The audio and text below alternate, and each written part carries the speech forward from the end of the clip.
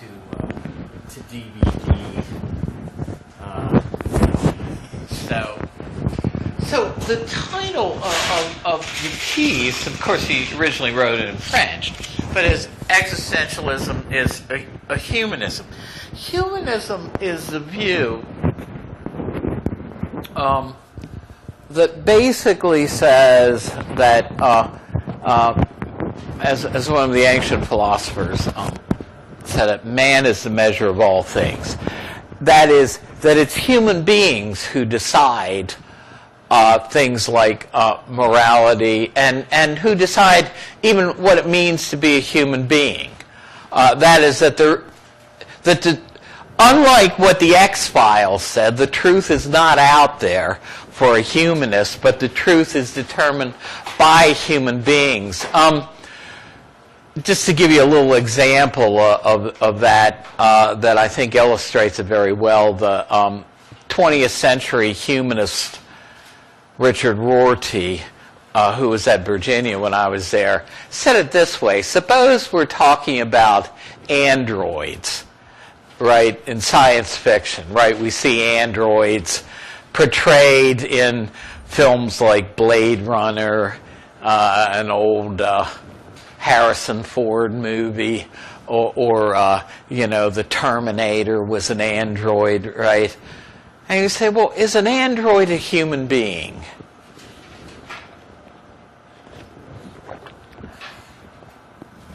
Well,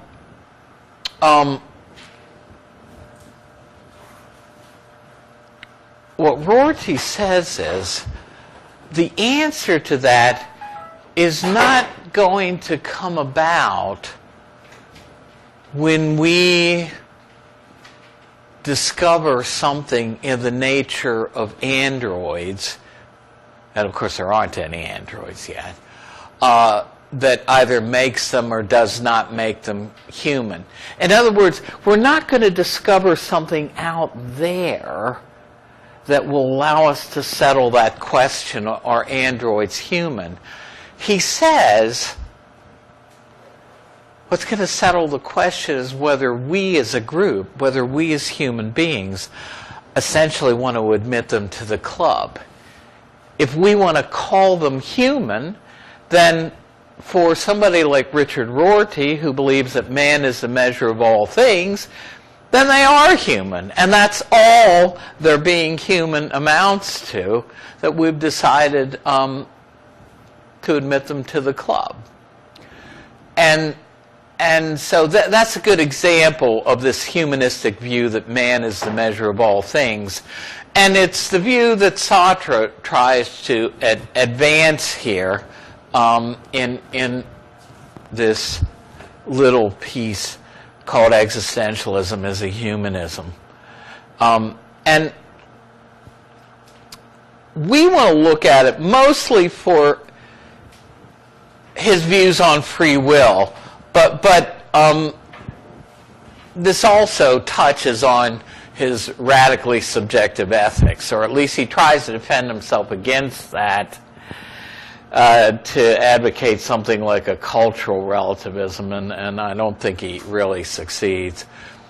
But he wants to respond to critics who say, well, existentialism is a very negative and depressing philosophy that leads to despair and inaction because it bars the door to solution of philosophical problems. Because, you know, it basically is very nihilistic and denies that we're going to have enough knowledge to solve many of the traditional problems of philosophy. Emphasizes the negative and omits the positive side of the human situation. He wants to be more positive in this article. And also, again, people charge him with having a radically subjectivistic morality. That is, a view on morality that says moral right and wrong is each person's individual call. Now, he tries to defend himself against that view, I think unsuccessfully. And you'll see some slides that I think show that. Now there are, and we're in Sartre's day. Now, he wrote this piece in the late 1940s, shortly after World War II. Sartre actually was kind of a war hero in the background. He was part of the French resistance when the Nazis took France over during World War II. He, among other things, ran a radical underground publication, arguing against the Nazis and Nazism. But he knows that there were theologians who, and for the most part, these are not your conservative evangelical Christian theologians, right? These are theologians who would fit into the liberal or neo-orthodox realms of Christian theology, where they don't really take the Bible very literally. He knows that there are some theologians who adopt existentialist themes, think that they're of value to preach from the pulpit. But Sartre is not in that camp. He says, okay, you can adopt religious themes, but he says the best way to be an existentialist is basically to leave God out of the picture. I was discussing Nietzsche with one of my colleagues upstairs and his view of the will to power. There's a famous phrase that you probably heard that originated with Nietzsche, the phrase that God is dead. That's Sartre's position. Now, when Nietzsche said God is dead, he didn't mean that the God of the Bible was once alive and well and doing fine, thank you, but unfortunately at some point passed away. No, what he means is, as sophisticated, well, in his day, 20th century and now 21st century, sophisticated people, we don't need the concept of God anymore as a way of coping with our lives or our environment. We should basically leave God out of the picture entirely. So for him, God is irrelevant and unnecessary, might have some value as a psychological crutch, but, the way Richard Rorty adopts the same position is, we want to just have the courage to face life without, trying to get solace from belief in God. So Sartre is an atheistic existentialist, and he's in that group who want to leave God out of the picture. Now, again, I'm not asking you to agree or disagree with Sartre, but to try to understand his position and where his radical libertarianism comes from. The thing is, a lot of people who adopt a libertarian view of morality, like Socrates and Plato, Descartes, people like Locke, Immanuel Kant, they really think that there's more to us than just that we're a material being, right? And so that we're not, like the Holbach says, just entirely part of nature and totally conditioned by the laws of nature to make the choices we make, but that there's a part of us that can influence, can make decisions apart from being conditioned or forced to make those decisions by the laws of nature. So a lot of people hold this dualistic view of the sort we saw historically, and they believe we can make free choices because we're not just a material being. It's kind of odd that Sartre, who's an atheist, still holds this view. He says his starting point is our subjective experience, what he calls subjectivity. He says, mine is the same as Descartes. So, remember we saw somebody like the Holbach really doesn't put much stock at all in this personal, subjective feeling we all have that we're really deliberating and that we're really making free choices. For somebody like the Holbach, that's just an illusion. For Sartre, it's a central starting point of his whole philosophy.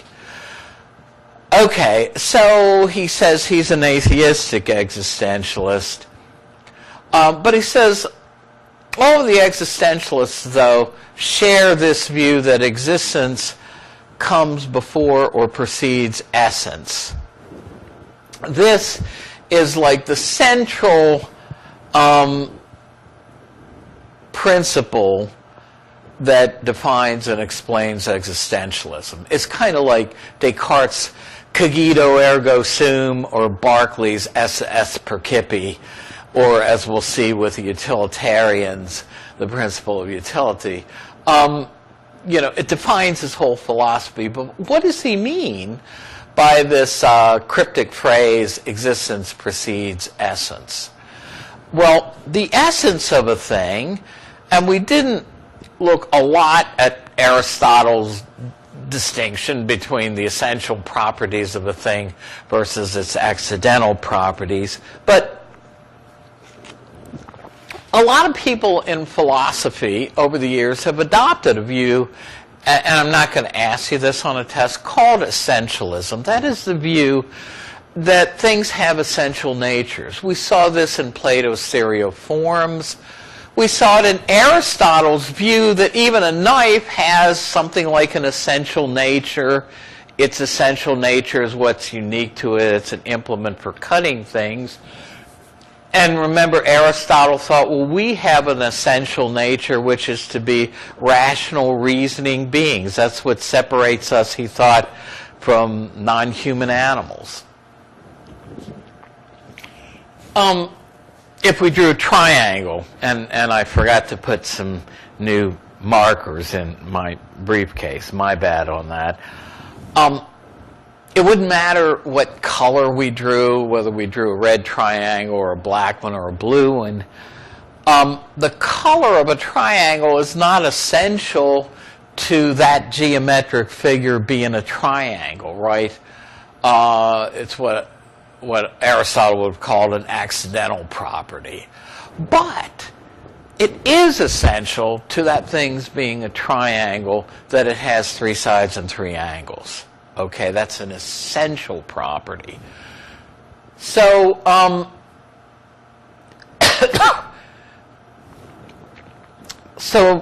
this view that things have essential natures that define what they essentially are, goes all the way back to Plato, and we saw even in Aquinas, who argues that things have essential natures and functions that are designed and put into them by God. We see this view even in the Judeo-Christian tradition. And this is what Sartre says. Look, if there were a God in the picture, the essential nature of a human being would have been thought up and determined by God before there ever was a first man. If you want to take Genesis literally, before he made Adam, right?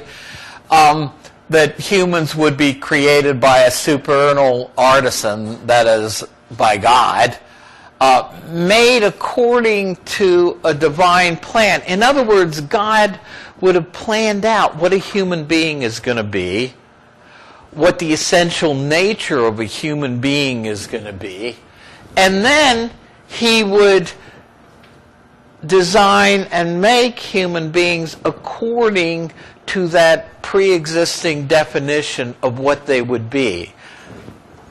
So they'd be made by a divine procedure to serve a divine purpose, right? And so the case of a human being, if God were in the picture, would be much like the case of a manufactured object. Now, when I used to think of a paper knife as being this kind of paper knife, where you got a big blade here, kind of like a guillotine, and you cut paper. Somebody said they thought Sartre just had in mind an ordinary letter opener, but that's what... It doesn't matter. The same point is true.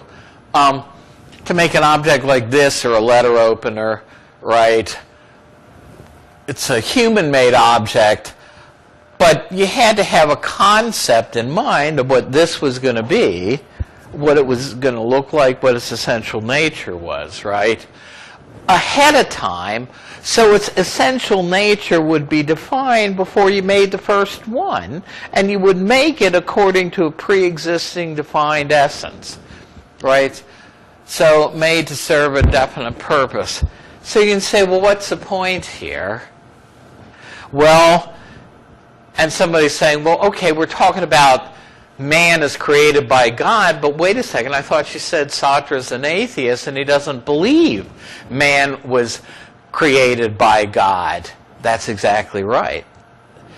Now I'm gonna skip this slide because he criticizes some other philosophers who marginalize God and yet want to adopt an objective morality, and he doesn't think that's a good way to go. He wants to be more relativistic than that. But we're looking right now at pre-choice. So he says, suppose we drop God out of the picture. And again, I'm not asking you to agree with his atheism, just to understand where he's coming from. He said, if there is no God, then for humans, their existence precedes their essence. That is, there's no pre-existing human nature, but human beings first exist, both as individuals and collectively, and then they define who they want to be as individuals. And they make themselves into who they want to be with that vision in mind. So he says there's no pre-existing human nature, unlike people have thought historically in philosophy, right? So here he would disagree with people like Plato and Aristotle and Socrates and Descartes, who think that there's a pre-existing human nature. He says no. It's up to human beings collectively to define what it means to be human and to see whether they want to admit androids. And it's up to us individually. And how do we do this? So there's no universal human nature because there's no God around. This is his view as an atheist, to form a concept of what human beings are going to be or what they're supposed to be. And there also is no pre-established principle that establishes our human nature in some Platonic sense, in the nature of the universe. So he says, this is the meaning of the phrase, existence precedes essence. Human beings first exist, then afterwards they define their nature. So how do we define our nature? Well, here's where we get free choice coming into play. For Sartre, man is nothing else but what he makes of himself.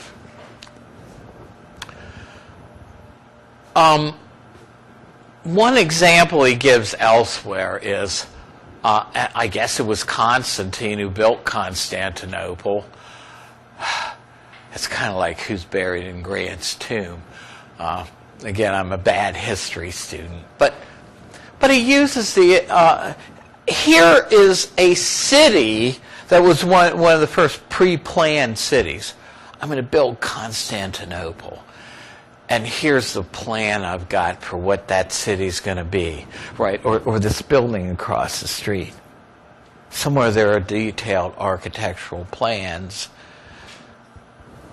that were thought up in the mind of a man or several human beings or woman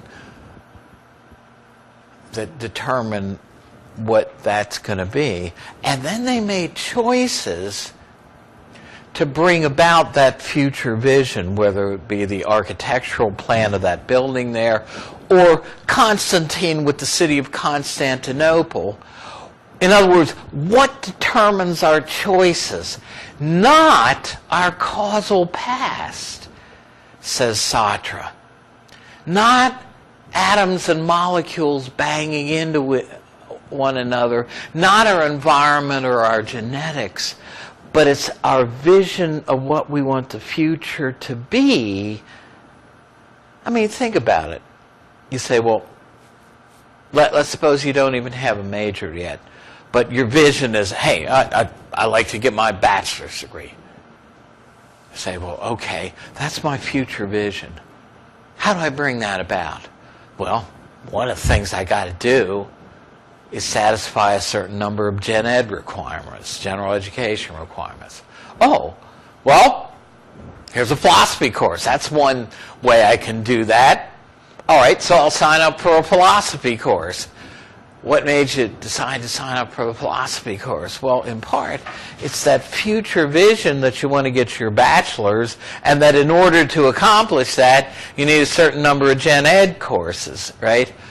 Or suppose you decide, well, I want to go to nursing school, or I want to be in the business world. I want to get my graduate from here, get my MBA. I want to be a business major.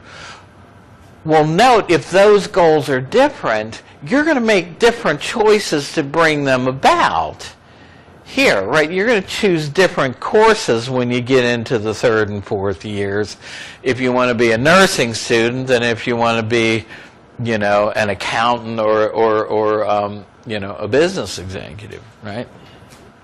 Go to business school. But Sartre says we form some future vision of what we want to make of ourselves individually. Existence precedes essence. We say, I want to be a nurse. I want to be an accountant. And then it's that future vision that guides our choices. Note, it's not something in our causal past. So Sartre says our choices must be free. We're making free choices guided by a vision we chose. That's what I want to make of myself. And it's also making free choices along the way that enables us to realize that vision. Making free choices like, in order to get my bachelor's degree, I got to choose some gen ed courses like this course, right? So note, if it's something in our future, not something in our causal past, Sartre says, well, our choices must be free. They're not conditioned by atoms and molecules banging around into each other like somebody like the Holbach thinks. Our choices are free. And so he says we're free to determine who we want to be, our own essence, as a race, as a human race, because existence precedes essence. In other words, we first exist, then we define who we're going to be. We define our essence. It's not the other way around. We're thus responsible for our essence, for what we are. So he thinks we have responsibility for these free choices we make. But he also, now here's where he tries to pull off, saying he's not just a subjectivist morally. He says, we're responsible for all human beings as well because what we choose for ourselves we affirm to be of value for all. Well, all right, okay, you say that, Sartre, but you're going to see some other slides that seem to indicate something different. Now, he says we have a lot of anguish at this. We would rather not have all this responsibility for making what we are ourselves, collectively and individually. He says this causes us anguish, a great responsibility, because when we choose for all mankind, and realizing this gives us anguish. When we choose, we should ask, what would happen if everyone did this? Now, this is something that I think Immanuel Kant can pull off, and we unfortunately won't get to Kantian ethics, but Kant says, I should make those choices individually that I would want everyone in a similar situation to make. Kant can pull it off because he thought there were established principles, universal principles of ethics. I don't think Sartre can pull it off, but we're not looking a lot at it as ethics, but note what he says here about a military leader. Remember, he's writing this article in the late 1940s, shortly after World War II, so he's got military illustrations. Suppose you're a sergeant, and there's a machine gun nest in the way. You know, your whole, you know, I guess division or whatever, they're advancing. But you got a German machine gun nest in the way, and you have to decide, well, am I going to order an attack on this machine gun nest, knowing that some people will probably lose their lives in the attack? You're the commanding officer, or you're the NCO, a sergeant. What's the right thing to do? He feels anguish at this decision.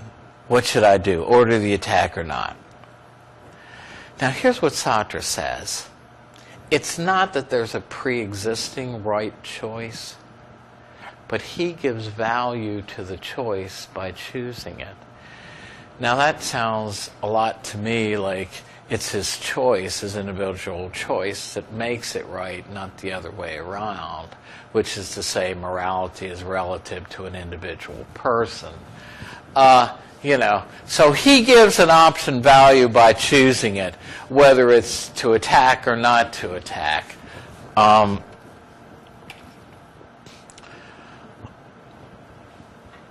says we don't like to have this degree of responsibility thrown onto us. For Sartre, there's only one moral no-no.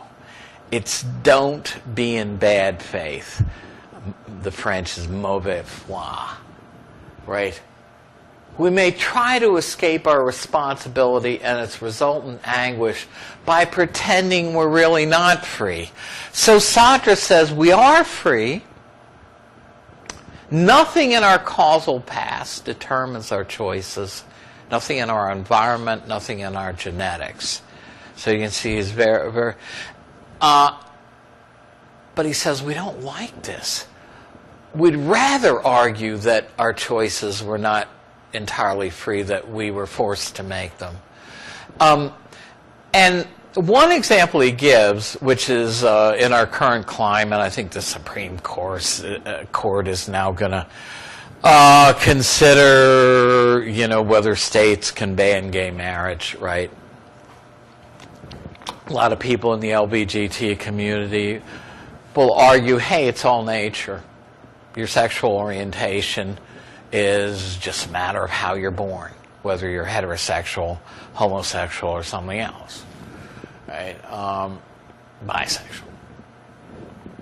Just genetics, you know. Sartre, now remember, he's writing in the 1940s, long before our present time, comes down on exactly the opposite end of that debate, right? Sartre talks about the case of a gay person, a guy who's homosexual.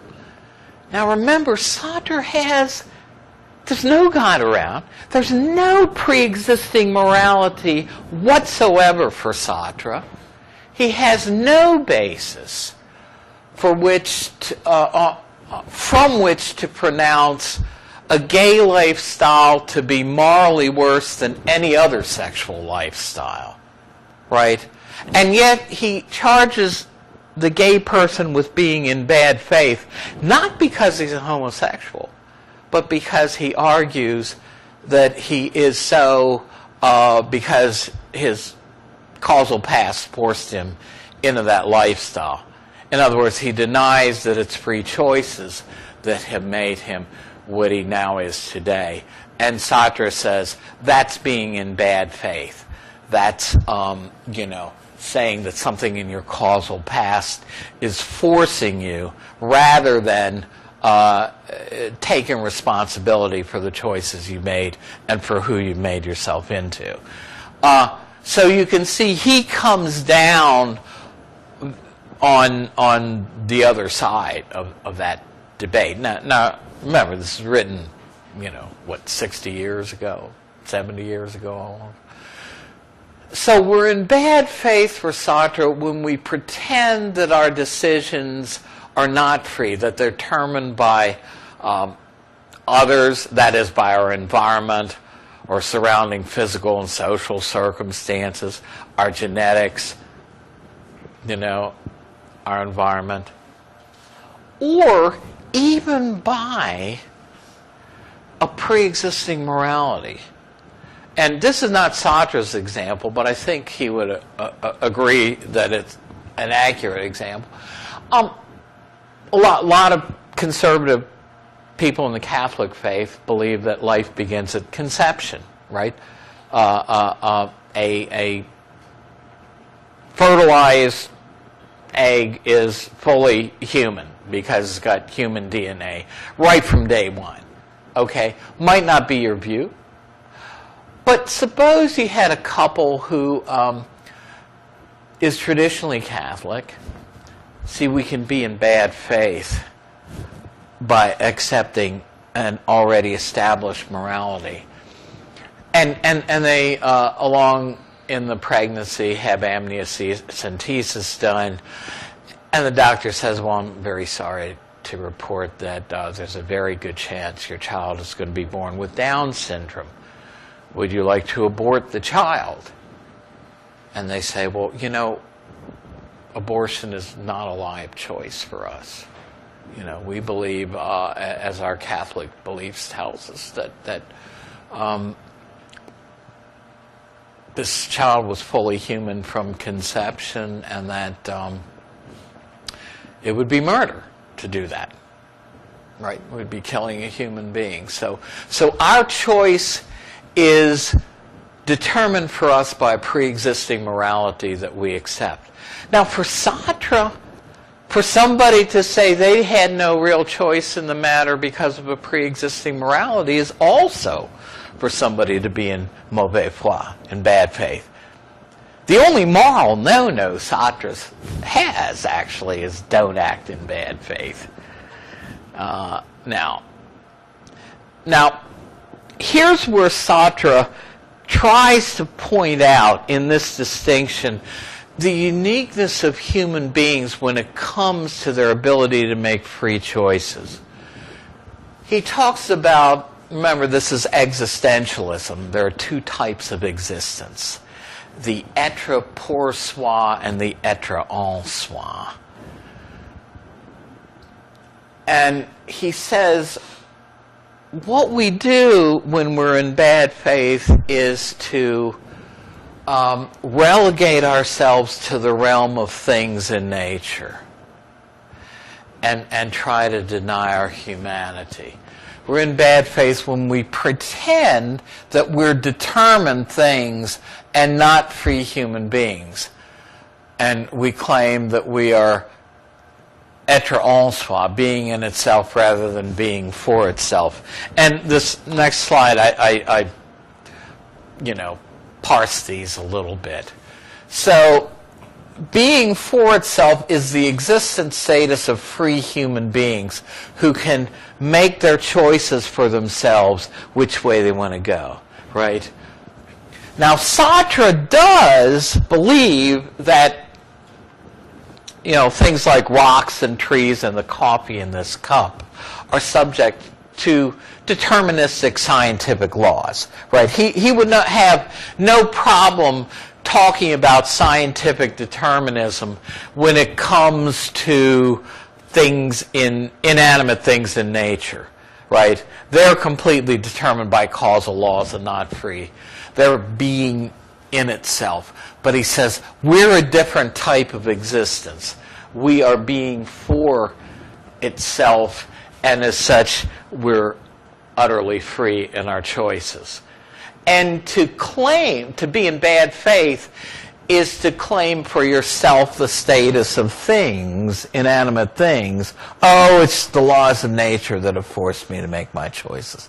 My environment, my genetics. And instead of recognizing your entirely free status. Now, I'm not going to dwell on this slide because it has to do more with his radically relativistic morality and denial of traditional morality. But he says we don't have any moral guidance from anywhere.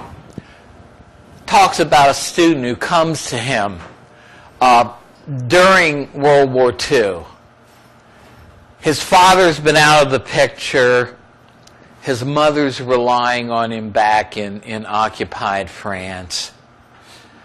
And yet he's struggling with a decision as a student to escape France, run away and join the French resistance back in England so that he can fight for his country when they come and invade eventually. And he comes to Sartre as his professor, says, what decision should I make here? What's the right thing to do? And Sartre says there's nothing in secular morality or in religious morality that's going to give you any guidance. He says, make a choice and you give value to that choice just by choosing it. So, in other words, you don't figure out what's the right thing to do, then try to make your choice accordingly. But here again, it sounds a lot like person-relative morality. The choice you make becomes the right choice. It's your choosing it that makes it right. It's not antecedently right that is right before your choice. So he says, if there's no God, there's no moral guidance. Moral choices are entirely our individual responsibility. If we have no fixed nature, we can't appeal to it to explain or excuse our actions.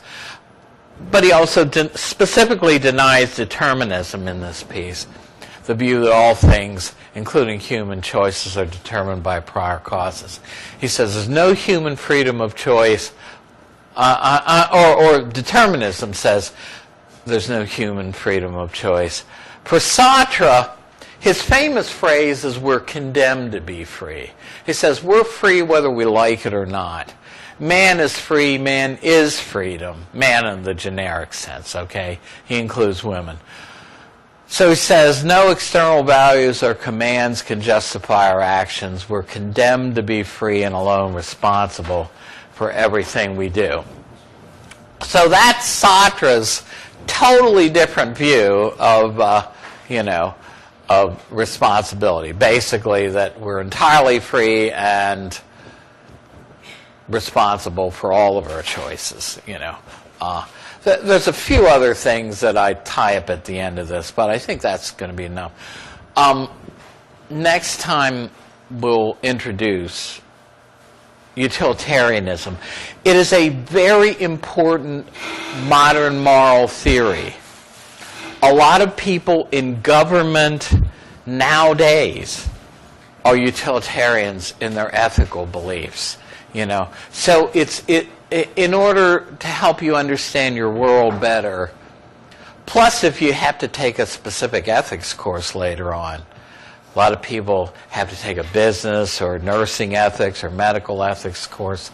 This will help you if you have to do that, understand a little bit of what secular morality has to say, along with Aristotle's ethics and Sartre. Okay. I don't want to make you late for your next class. So there is there's a PowerPoint. This PowerPoint on Sartre is visible to you, and one on utilitarianism. But we're probably going to look at video next time for part of the period. Thanks a lot for coming, and have a good rest of the day. If somebody has the roll, if you could bring it up. Thanks a lot. Let me stop this recording.